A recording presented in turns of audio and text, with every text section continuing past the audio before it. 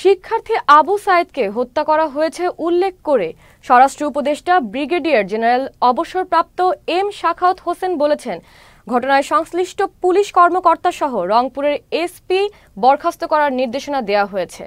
রোববার রাজারবাগ কেন্দ্রীয় পুলিশ হাসপাতালে আহত পুলিশ সদস্যদের দেখতে গিয়ে সাংবাদিকদের কাছে এ কথা জানান তিনি। বিস্তারিত হাসান জাকিরের রিপোর্টে। গত 16 জুলাই কোটা সংস্কার আন্দোলনের দাবিতে সারা দেশের ন্যায় রংপুরেও রাজপথে নেমে আসে শিক্ষার্থীরা। এ সময় আন্দোলনরত বেগম রোকেয়া বিশ্ববিদ্যালয়ের ছাত্র আবু সাইদ সহ বেশ কয়েকজনকে নির্বিচারে গুলি করে হত্যা করে পুলিশ। আমি প্রথমে বলেছি this is nothing but murder, total murder. আমরা এই ধরনের পুলিশ অফিসার চাই না যারা তাদের আন্ডার কমান্ডকে গাইড করতে পারে না। উই ওয়ান্ট অনেস্ট, ডেডিকেটেড এবং লিডারশিপ কোয়ালিটি যিনি আগে যাবেন প্রথমে। সহিংস আন্দোলনে আহত পুলিশ সদস্যদের চিকিৎসার খোঁজ খবর নিতে রাজারবাগ কেন্দ্রীয় পুলিশ হাসপাতালে যান স্বরাষ্ট্র উপদেষ্টা সহ ঊর্ধ্বতন পুলিশ কর্মকর্তারা। পরে সাংবাদিকদের কাছে আইজিপি জানান, আহত সকল পুলিশ সদস্যদের সুচিকিৎসা ব্যবস্থা গ্রহণ করা হয়েছে। 42 জন পুলিশ সদস্য বিভিন্ন র্যাঙ্কের, এর মধ্যে ইন্সপেক্টর 3 জন আছে আর বিভিন্ন র্যাঙ্কের আছে। টোটাল 42 জন পুলিশ সদস্য নিহত হয়েছে। এটা এই 2 জন র্যাব সদস্য সহ, তাই না, মোট টোটাল। আর আহত অসংখ্য। আমাদের এই হসপিটালেই চিকিৎসা নিয়েছে 507 জন।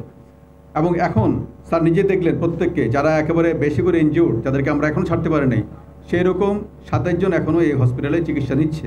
এর মধ্যে আইসিইউতে 1 জন আছে।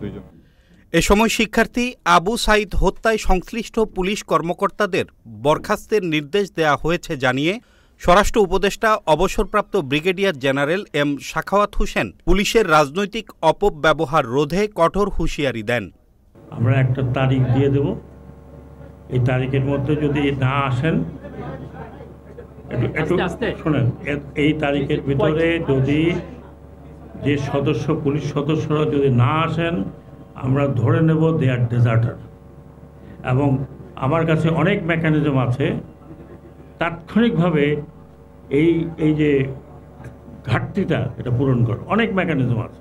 এ সময় স্বরাষ্ট্র উপদেষ্টা কোটা সংস্কার আন্দোলনে গণমাধ্যমের ভূমিকা নিয়েও কথা বলেন। চাটুকারি মিডিয়া হবে, বন্ধ করে দেবো।